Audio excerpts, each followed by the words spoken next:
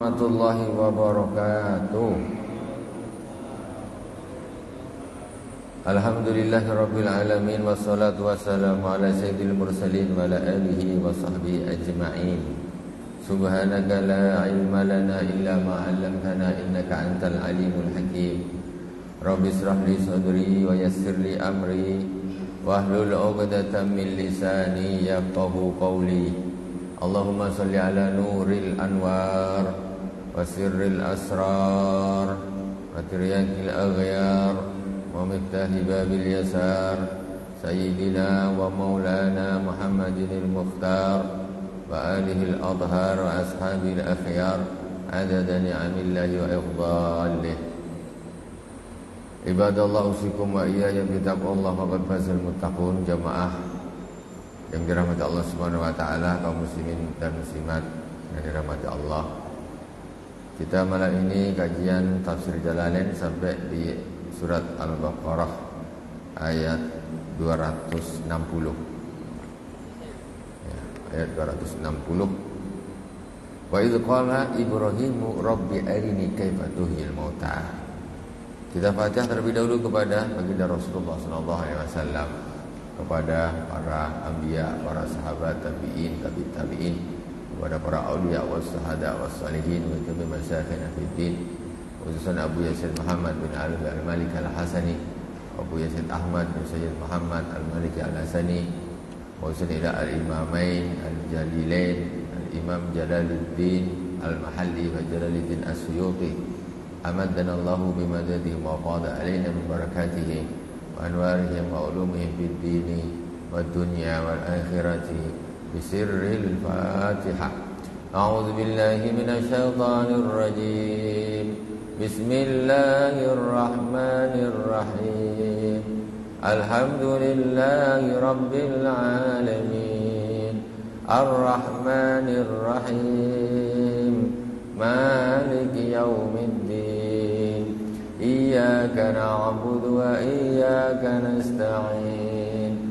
اهدنا الصراط المستقيم صراط الذين أنعمت عليهم غير المغضوب عليهم ولا الضالين آمين. أعوذ بالله من الشيطان الرجيم. بسم الله الرحمن الرحيم. وإذ قال إبراهيم رب أرني كيف تحيي الموتى قال أفلم تؤمن قال بلى ولكن ليطمئن قلبي قال فخذ أربعة من الطير فصرهن إليك ثم اجعل على كل جبل منهن جزءا ثم اجعل على كل جبل منهن جزءا ثم ادعوهن يأتينك سعيا واعلم أن الله عزيز حكيم. وإذ قال إبراهيم ربي أرني كيف تحيي الموتى أي واذكر إذ قال إبراهيم. Ingatlah ketika Nabi Ibrahim alaihissalam berkata, Rabbi arini kaifa tuhyil mauta. Ya Tuhanku, tunjukkanlah kepadaku bagaimana engkau menghidupkan sesuatu yang mati. Nabi Ibrahim minta sama Allah, ya Allah tunjukkan ya Allah macam mana engkau menghidupkan sesuatu yang telah mati. Macam mana? Qala awalam tu'min. Kemudian Allah menjawab perkataan Nabi Ibrahim, apakah kau tidak beriman? Kau tak percaya kalau aku bisa menghidupkan satu yang mati, yang sudah mati? Bi qudrati 'alal ihya salahu ma ilmihi bi imani bidzalik liyujibahu bima sa'ala fa ya'lamu sami'una ghardahu. Ya sebetulnya Allah tuh tahu kalau Nabi Ibrahim ini beriman. Bukan Allah itu tak percaya, maksudnya sengaja Allah tanyakan, apa kau ini tak percaya kalau aku bisa menghidupkan yang sudah mati? Qala bala. Kata Nabi Ibrahim, qala bala amantu ya Allah, aku iman ya Allah, aku percaya ya Allah kalau engkau bisa menghidupkan sesuatu yang sudah mati. Walakin liyatma'inna qalbi, tetapi supaya hatiku ini bisa tentram, mantap betul, tentram hati ini, nampak betul, iya mantap, percaya, cuma ingin lebih mantap hati ini, tentram, jadi aku lihat ma'inna, ini tentram, nyaman sudah, nampak, memang nampak sendiri gitu. Bil muayyanati al-madmumah ila al-istidlal. Jadi kalau aku bisa melihat langsung ini, tentu hati akan lebih puas lagi. Udah percaya, cuma kalau nampak langsung itu lebih puas lagi. Qala faqud arba'atan min at-tayri fasirhunna. Di sini pakai di kasrus shad qadummiha. Boleh dibaca fasirhunna atau fasurhunna. Tapi kalau yang Quran kita ini fasurhunna, Imam Hafaz. Jadi boleh dibaca fasirhunna atau fasurhunna. Jadi ambil, kata Allah Subhanahu wa taala, ambil 4 ekor burung. Fasurhunna ilaika bikasisat wa dhammya. Amilhunna ilaika wa qatti'-hunna wa khlit lahmahunna wa risahunna. Fasurhunna ilaik. Kata Allah, ambil 4 ekor burung. Perintah kepada Nabi Ibrahim, ambil 4 ekor burung. Kemudian engkau potong-potong burung itu. Kau potong-potong, kau gaulkan jadi satu. Daging sama bulunya apa, pokoknya gini, jadi satu. Burung, 4 ekor burung dipotong semuanya kecil sama bulu-bulunya sekali, gabung, digaul jadi satu begini. Dah kau jadi. Ini perintah fasurhunna ilaik. Kemudian summa ja'al ala kulli jabalin min jibali ardik minhunna juz'a summa tuhunna yatina kasaya. Kemudian kata Allah Subhanahu wa taala, taruh di waktu itu, namanya zaman dulu itu banyak gunung-gunung. Kata Allah, dah sedang kau gaulkan jadi satu 4 ekor burung tuh, kau dah potong-potong, sudah kau taruh sebagian di gunung sana, sebagian gunung sana, sebagian gunung sana, sebagian gunung sana. Ini sudah dipotong-potong, dicampur, dipisahkan tempat yang jauh. Bukan sini satu, sini satu, sini tak, gunung sana, gunung sana, gunung sana, gunung sana, dibagi. Itu pun bukan yang burung ini kaki ini dengan kaki ini taruh di sana aja, tidak. Sudah dah bercampur. Tidak tahu itu yang kaki yang burung mana, kepala yang burung mana, sayapnya, ekornya mana, tak tahu. Pokoknya dibagi di antara gunung-gunung pada waktu itu. Sumat uhunna. Kemudian setelah kau bagi semuanya ini, kau sebar luaskan, kau pisah-pisahkan, sumat uhunna ilaik. Kemudian panggil burung itu, kata Allah Subhanahu wa taala. Kau dah pisahkan semua di gunung-gunung, panggil burung itu yang 4 ekor itu. Sumat uhunna yatina kasaya. Maka burung-burung itu akan datang kepadamu dengan cepat. Kan burungnya nampak 4 ekor, bentuknya ininya kayak apa? Nampak waktu disembelih, potong-potong. Bagi, udah bagi gunung-gunung, panggil, kata Allah. Sumat uhuna, panggil mereka, burung-burung itu. Yatina kasaya, maka mereka akan datang kepadamu dengan cepat. Betul dilakukan Nabi Ibrahim, dipanggil burung itu, begitu langsung terbang, 4 ekor burung hidup kembali persis ini burung yang tadi. Padahal sudah berserak dagingnya, bulunya dan sudah dipisah-pisahkan. Ini terjadi pada kisahnya Nabi Ibrahim alaihissalam. Coba kita terjadi di kita, kira-kira macam mana kah? Besok kurban berapa ekor sini kurban? 4 ekor sapi potong cocok jadi satu gaul. Langsung panggil lampu, dipanggil hidup lagi. Hidup tak beruk. Macam mana orang tak beriman? Tapi kalau hati dah tertutup, mau kayak apa tetap tidak beriman. Alah, itu sihir aja tuh, bengak aja tuh. Biasa kalau orang dah hati tertutup tuh susah kita nak itu kan. Orang-orang Bani Israel susah minta makanan dari surga turunkan. Diturunkan tak iman juga. Memang dasar Bani Israel. Minta macam-macam susah, dituruti tetap dia tidak beriman. Kemudian sumat uhuna yatina kasaya min jibali ardi. Syari'an wa'lam annallaha azizun hakim. Ketahuilah bahwa sesungguhnya Allah Subhanahu wa taala itu Maha Agung lagi Maha Bijaksana. Fi sun'ihi fa aghadha tawusan wa nasran wa ghuraban wa dikan. Jadi empat burung itu bukan burung yang sama. Jadi dalam satu riwayat disebutkan satu ekor burung merak. Empat kan disuruh ambil 4 ekor burung. Nabi Ibrahim memang bukan ngetes apa, nyoba, dia memang betul-betul tak sama merpati semua, tidak. Ambil satu ekornya burung merak, wanasran, kemudian satu ekornya elang, burung elang, kemudian waghraban burung gagak, wadikan ayam jago. Jadi 4 ekor ini pun burung berbeda. Bukannya sama. Kalau bersama, ini kayaknya bukan nih, mungkin burung lewat aja pas terbang ke sini kan burungnya. Tidak. Burung merak satu, burung elang, gagak dan dik, yaitu ayam jago.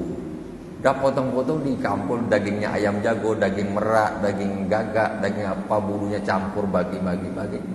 Ternyata menyatu kembali utuh seperti sedia kala, tak bercampur. Burung gagak kepak dia merak, tak ada, tak bercampur, ya kan? Ayam jago bukan dia berkokok deh. Ayam jago jadi kepala dia merak, tak bisa berkokok. Nah, burung gagak berkokok pula, kepalanya ketukan. Tak gitu juga. Tapi butuh gagak ya hitamnya begitu, meraknya gitu, jagonya begitu, ya. Itu kekuasaan Allah Subhanahu wa taala. Ini bukan kisah bengak nih. Ini di Al-Qur'an disebutkan. Memang kalau kita tahu betul kan sedap. Sama kayak Nabi Ibrahim, iman tak? Iman. Tapi kalau Nabi Ibrahim itu iman betul. Cuma kepengen bukti. Tapi sebetulnya kekuasaan Allah itu tidak berkurang. Sampai hari ini pun Allah menghendaki pun Allah bisa melakukan yang seperti ini. Nah, ini kalau zaman sekarang ini jatuhnya menjadi karomah. Sayyidina Syekh Abdul Qadir Al-Jilani, dia punya santri. Santrinya Syekh Abdul Qadir Al-Jilani tak boleh makan daging. Tak boleh. Makan daging tak boleh. Pokoknya makan jangan yang daging-daging. Kan riyadhah lah, riyadhatul nafas. Riyadhah maksudnya ini apa? Menahan nafsu nih. Kalau nengok sate kepingin, nengok ayam panggang kepingin. Tahan. Ini namanya belajar melawan hawa nafsu. Nah, ini kayak macam gini nih. Mohon maaf nih. Macam di kuliahan ini tak ada. Macam gini. Kalau kuliah makan harus vitamin 4 sehat 5 sempurna. Apa hentam semuanya. Tak ada cerita. Tambah lezat, tambah bagus. Kalau orang pendidikan rohani macam gitu tidak. Kepengen ayam jangan makan. Kepengen sate jangan makan. Tahan. Murid-muridnya tidak boleh makan daging. Tapi Syekh Abdul Qadir Jilani duduk, muridnya tak boleh makan dengan bidangannya ini ingkung, ayam bulat-bulat tu ingkung. Tiba-tiba kan tamu banyak. Adalah sebagian wali murid ni komplain sama Syekh Abdul Qadir Jilani. Ya Syekh, gimana saya ini? Murid-murid tak boleh makan daging. Engkau makan pula ayam panggang. Macam mana ini? Wah gitu.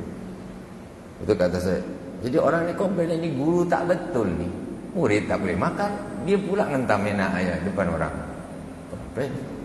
Terus apa kata saya Syekh Abdul Qadir Jilani? Anak-anak kalian, anakmu tu boleh makan ayam seperti ini boleh. Tapi kalau sudah bisa ketika begitu Syekh Abdul Qadir Jilani menurut satu riwayat, ini kan ayam ingkung jago kata dia. Kup. Jadi ayam jago ingkung tu disuruh dipanggil berdiri katanya. Yang sudah tinggal makan aja itu yang ingkung tu dekat berapa? Berdirilah ayam jago itu yang sudah jadi ingkung yang sudah masak. Terus melafazkan la ilaha illallah Muhammad Rasulullah Syekh Abdul Qadir Waliullah. Itu ayam jago ingkung. Kemudian balik lagi dia. Kalau kau sudah bisa begini, silakan anakmu nak makan apa silakan makan. Maksudnya sudah bisa mengendalikan hawa nafsu. Jadi makan itu pun bukan karena nafsu. Kalau kita kan ayam panggang, nafsu, sedap. Tiga rasa, ayam apa, ikan sedap, ikan nafsu semua. Jadi makanya tidak karena Allah tapi karena nafsu. Kalau lagi tak nafsu makanlah. Padahal kalau secara ilmu tasawuf, ilmu rohani, nafsu itu jangan diturutin. Kalau kita ilmu dunia tak nafsu makan, minum obat nafsu maka biar nafsu. Terbalik, terbalik. Macam mana nafsu makan? Jadi sebetulnya orang makan tidak boleh karena nafsu sebetulnya. Itulah berbalik antara ilmu dunia dengan ilmu akhirat. Seperti ini. Itu termasuk karamah Abdul Qadir Jilani. Di zaman Nabi Ibrahim terbukti seperti itu. Di zaman para aulia juga terbukti seperti itu. Itu salah satu contoh saja. Kok apa iya apa iya di Quran lo disebutkan. Apakah Allah yang sekarang bukan Allah yang dulu? Kok nggak percaya? Kan Allah yang dulu ya Allah yang sekarang, Allah sekarang, Allah yang dulu. Kekuasaan Allah tidak berkurang. Hanya manusianya saja berganti. Mulai Nabi Adam sampai sekarang. Jadi apa yang terjadi zaman dulu bisa terjadi zaman sekarang. Cuma zaman sekarang ini karena orangnya sudah modern, jadi orang mau percaya itu lebih susah daripada zaman dulu. Kita lanjutkan.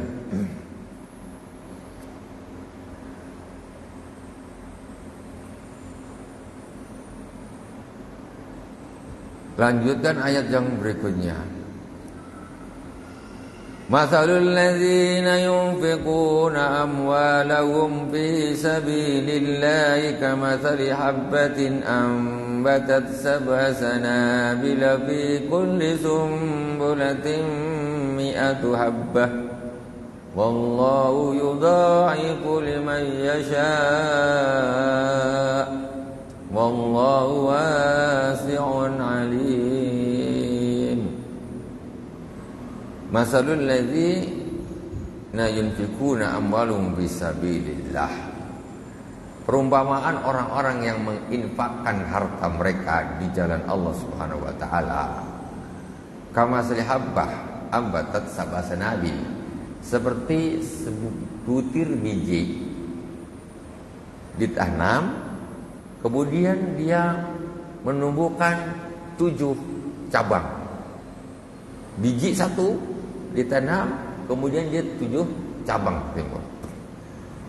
Fi kulli sumbulatin mi'atu habbah. Dan dari 7 cabang ini, di setiap cabang ini ada 100, ada jadi 700. Satu biji itu menjadi 700. 1 juta menjadi 700 juta.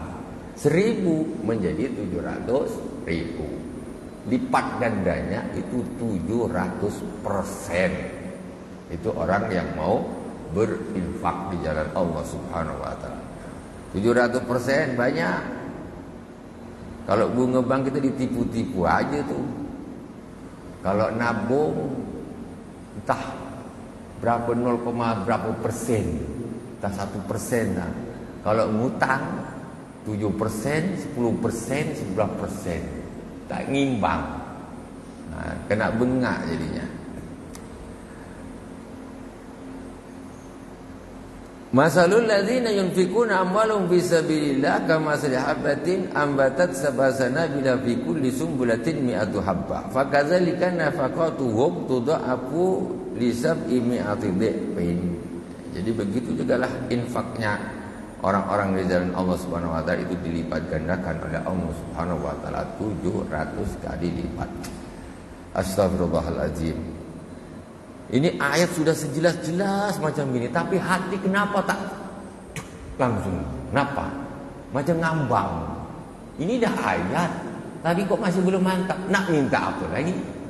Tapi kalau cakap dukun bukan main, percaya. Jangan kau gini, nanti kau gini baik kau, nanti ini begini. Oh, percaya langsung.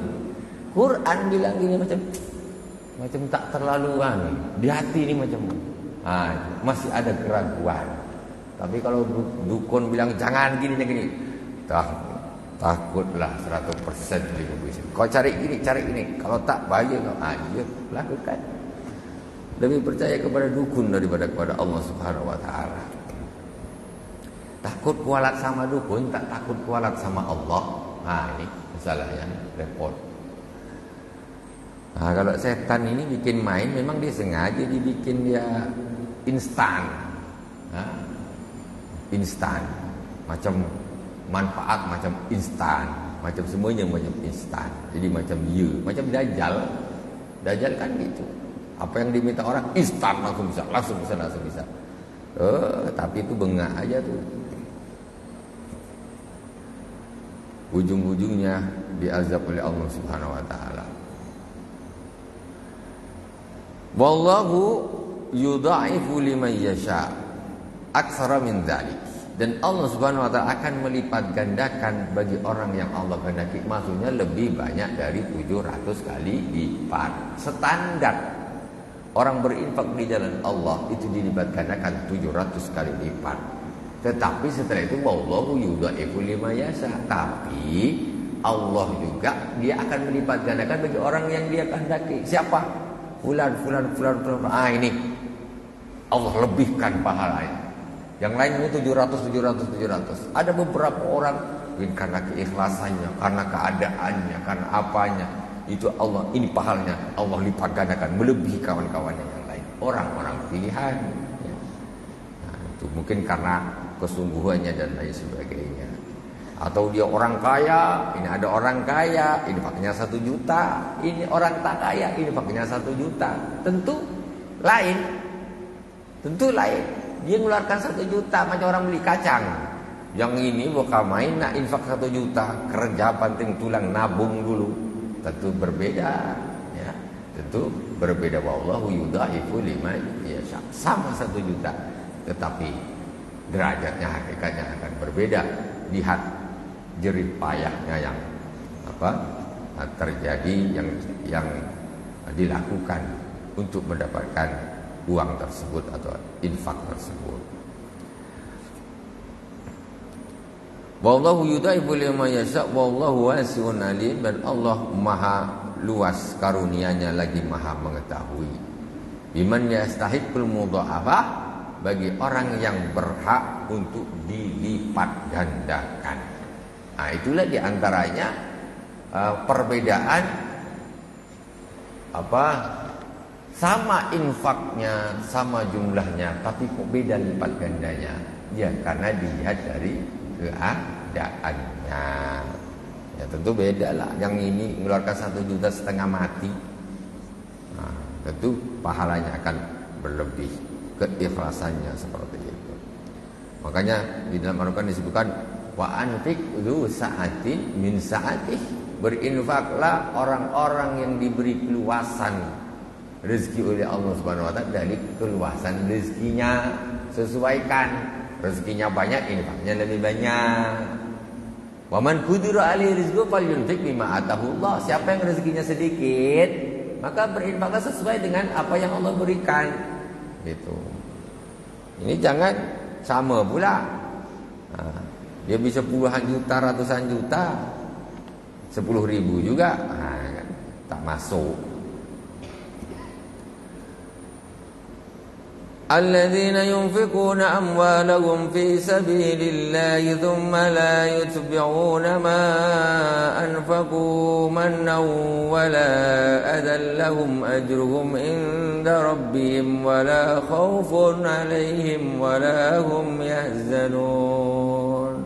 Orang-orang yang berinfak, orang-orang yang menginfakkan harta-harta mereka di jalan Allah Subhanahu wa taala, thumma la yutbi'una ma anfaqu manna alal munfaq alaih biqaulihim masalan qad ahsantu ilaih wa jabartu halah. Di orang-orang yang berinfak, menginfakkan hartanya di jalan Allah Subhanahu wa taala, kemudian dia tidak mengikuti apa yang dia infakkan itu dengan man. Man itu apa? Man itu gini, diomong-omongkan ke orang. Saya dah bantu dia, alhamdulillah saya dah bantu dia, dia dah bisalah lebih bagus. Jadi maksudnya diomongkan, dia merasa berjasa. Nah, Itu man namanya. Kalau udah bantu sudah, tak usah bahas lagi. Oh itu dulu saya bantu tuh dia itu. Alhamdulillah sekarang dah bagus, dah mantap. Kok sebut ini namanya man. Udah bantu sudah selesai. Tak usah bicarakan lagi. Ini orang yang seperti ini masuk di ayat ini. Orang-orang yang berinfak, menginfakkan hartanya di jalan Allah Subhanahu wa taala, kemudian mereka tidak mengikuti infaknya dengan man, yaitu menyebutkan itu dulu anak kau saya dah bantu, saya sekolahkan gini. Itu namanya man, sebutkan. Dia merasa berjasa, merasa wah. Kalau di dalam hatinya ada riaknya, semuanya habis. Kalau hanya sekedar menyebutkan, itu saya sudah tidak bagus, mengurangi. Kalau di situ ada riaknya, ada semuanya, ya habis pahalanya, total sudah. Wala ada. Ditambah dia yang lebih parah, wala ada lahu bi dzikri dzalika liman yuhibbu wa faqa alaihi wa nahwi, ataupun dengan menyakiti. Tadi cuma nyebut aja. Nyebut saja, maksudnya dia sudah berjasa. Lebih dari itu, wala ada nyakitin. Kamu tuh dulu saya sudah bantu. Sekarang kau tak ada terima kasih sama saya. Mana terima kasih kamu? Sakit lah orang ini. Kau bantu juga lempar kau pakai duit baru tahu. Lempar aja pakai, orang-orang kayak gitu lempar aja pakai duit. Kau bantu kau cakap macam itu. Sini aku lempar kau pakai duit. Tak usah gitu, menyakitkan hati. Kalau sudah bantu diam. Kau bantu ngomong pula. Kau ini tak terima kasih. Jadi kau minta gitu rupanya. Maksudnya jangan nyakiti orang lah. Kalau sudah bantu sudah. Jangan sampai membuat hati orang yang menerima bantuanmu itu terasa terluka atau terhina. Jangan, sakit hati. Tak imbang antara bantuanmu, uangmu dengan sakitnya hati orang yang menerima itu. Tak imbang.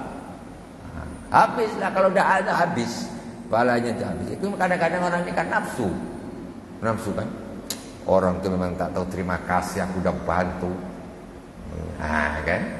Tak milih aku pula kan? Kacau. Jatuh jadi gitu.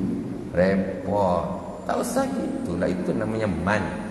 Wala adzallahu. Kalau dah bantu. Kalau nak pilih ke tak pilih, terserah. Lillahi ta'ala. Ini duit pun bukan duit aku, duit negara. Iya apa tidak? Lah duit negara kok.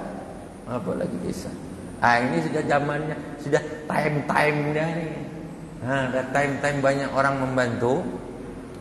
Kalau nak bantu silakan bantu, tapi jangan man dan jangan menyakiti orang yang dibantu. Sudah ikhlaslah lillahi ta'ala. Kalau tak ikhlas gimana? Si orang bantu bukan duit sendiri.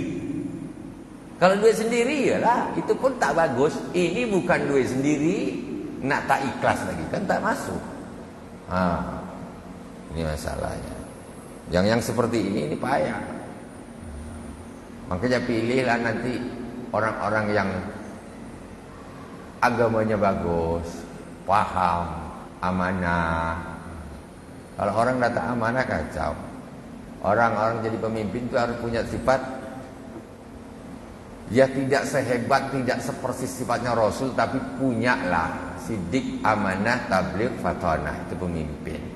Harus jujur, amanah, tabligh, menyampaikan. Tabligh dapat transparan. Apa yang dilakukan, duit ini kemana, ambil kemana, buang kemana, ini punya siapa, ini aslinya berapa budgetnya, ini kemana. Itu namanya transparan tabligh. Jangan pakai main di belakang. Terus fatona, pemimpinnya harus pandai. Kalau tak pandai kena tipu orang.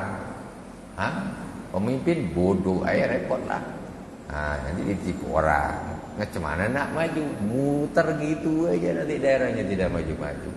Yang pandai punya misi ke depan, membangun. Seperti itu. Rasulullah sebentar aja bangun Madinah. Dulu namanya kota Yathrib. Yathrib itu kota kumuh. Sebentar aja langsung menjadi Madinatul Munawwarah, kota yang bersinar. Artinya Yathrib kumuh. Kenapa? Siddiq, amanah, tabligh, fatanah. Susah memang cari kayak gitu. Sekarang kadang-kadang orang-orang yang mengajukan dirinya menjadi pemimpin itu niatnya cari kerja. Ini yang jadi masalah. Niatnya cari duit, bukan niatnya nak membantu, beribadah, bantu masyarakat, majukan daerah. Tak. Niatnya aku nak cari duit yang banyak, nak jadi orang kaya, nak cari proyek. Itu jadinya. Mulai niatnya sudah buruk, maka nanti semuanya akan jadi tidak bagus. Pertama, niat luruskan. Orang yang niatnya lurus saja godaan banyak. Niat dah lurus nih. Tengah jalan langsung godaan bisa belok.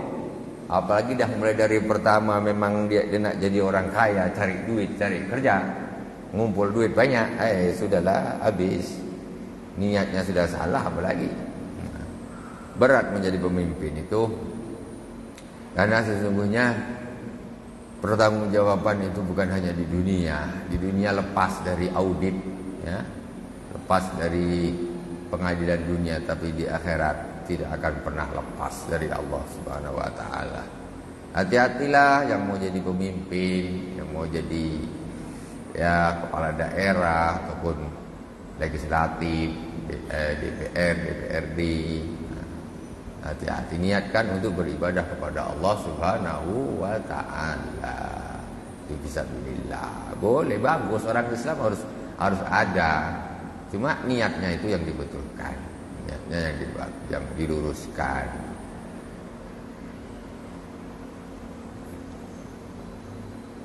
Lahum ajruhum inda rabbihim wala khaufun alaihim wala hum yahzanun. Jadi orang-orang yang menginfakkan harta mereka di jalan Allah Subhanahu wa taala kemudian mereka tidak mengikuti apa yang diinfakkan, yaitu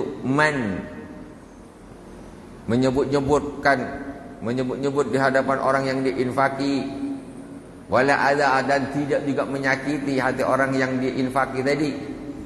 Lahum ajruhum inda rabbihim, maka bagi mereka pahala di sisi Tuhan mereka, di sisi Allah Subhanahu wa taala. Wala khaufun alaihim wala hum yahzanun, maka tidak ada takut bagi mereka, rasa takut bagi mereka untuk di dunia ini. Jadi maksudnya apa? Orang kalau mau berinfak ikhlas lillahi ta'ala, ya pokoknya lillah, udah tak ada tak ada nyebut, tak ada ini, apalagi gugat-gugat gitu. Itu wala khaufun alaihim. Kalau orang sudah begitu, dia tidak usah takut untuk menjalani kehidupan dunia, tak usah takut. Itu dijamin sama Allah Subhanahu wa taala. Enggak usah takut. Orang ikhlas infak itu Allah jaga di dalam kehidupan. Tak usah takut, jalan saja lurus. Ada masalah apa? Selesai. Makanya ada masalahnya pelik betul macam mana? Infak fisabilillah ikhlas. Itu insyaallah bisa selesai. Walau khaufun alaihim, maka kau tak usah takut. Ya, mereka tidak ada rasa takut. Mereka yang orang-orang yang mau berinfak di jalan Allah Subhanahu wa taala, Allah kasih ketenangan di dalam hati mereka. Walahum yazanun, dan mereka tidak akan bersedih nanti di akhirat. Orang ikhlas di akhirat masuk surga. Apalagi tidak di dunia dia suka membantu orang. Allah nih, orang jahat aja Allah baik dengan orang tersebut, apalagi orang baik. Maling, pembunuh, perampok tetap dikasih makan sama Allah, apalagi orang yang baik. Orang yang suka bantu orang suka nyakiti orang, tetap makan, tetap malah kaya. Orang zalim pun tetap kaya, ahli maksiat pun tetap kaya, dikasih makan sama Allah, kasih rezeki sama Allah Subhanahu wa taala. Apalagi orang yang baik. Qaulun ma'rufun wa maghfiratun khairum min sadaqati yatba'uha adza.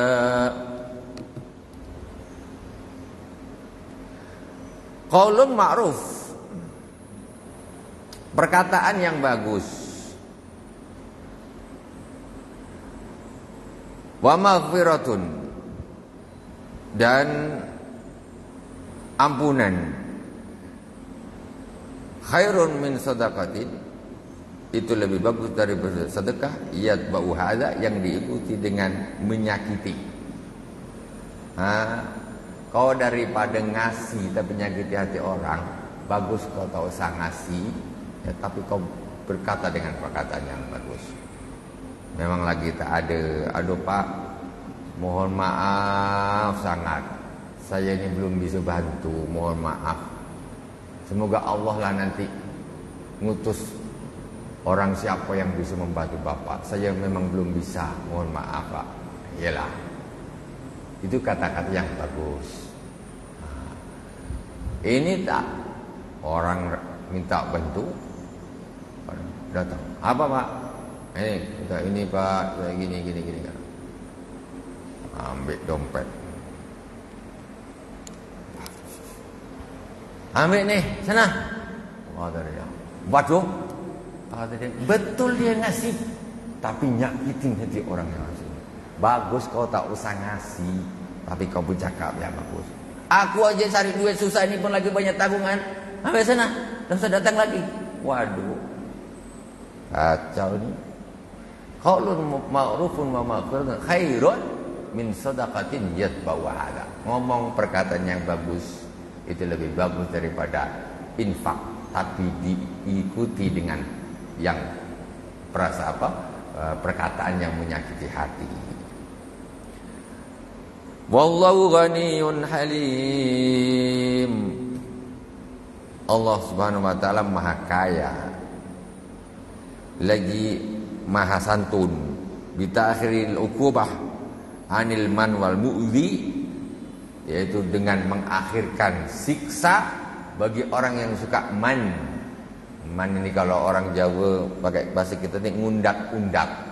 Jadi udah nginfak dicakap-cakap terus. Al-azab tadi dia infak nyakiti hati orang. Itu nanti azab itu yang akan menanti nanti. Memang diakhirkan. Apa tak rugi? Duit keluar untuk membeli azab, rugi. Udah duit dia keluar, dia nyakitin hati yang dikasih, atau suka nyebut bedangnya. Nanti di akhirat infaknya malah dapat siksa, menjadi penyebabnya jadi siksa oleh Allah Subhanahu wa taala. Kan rugi. Bagus tak usah infak, duit tak keluar. Duit keluar tetapi malah mendapat siksa. Itu hati-hatilah. Kalau nak infak ini jaga hatinya yang bagus, niatnya yang bagus. Qaulun ma'rufun wa maghfiratun khairum min shadaqatin yatba'uha adza wallahu ghaniyyun halim. Ya ayyuhalladzina amanu la tubtilu sadaqatikum bil manni wal adha kalladzi yunfiqu malahu ria'an nasi wa la